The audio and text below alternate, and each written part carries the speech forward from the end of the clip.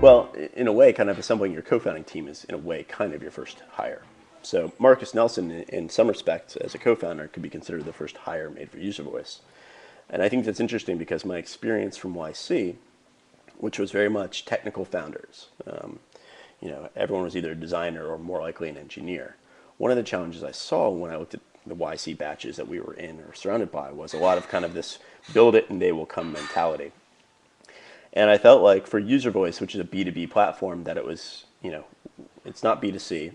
And we needed someone who would get outside, get out of our apartment, right, proverbial apartment, and go make people love us. Go tell our story, go shake hands.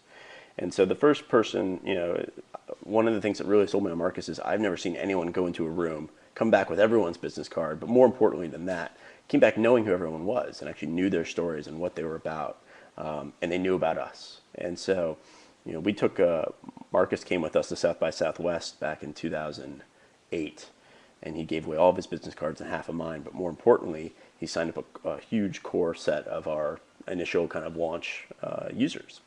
And as we found out later, and I'd like to say we knew this ahead of time, but in a B2B platform like ours, our customers are our best channel. If you see someone using UserVoice, a company using UserVoice, that's generally how people find out about us. And so a lot of that kind of, like I like to call unscalable marketing, was Marcus. And so that was kind of the first hire in a way we made for UserVoice. The real first hire we made after we raised funding, gosh, who was that? I think it was Thomas Knoll. I think it was actually customer support.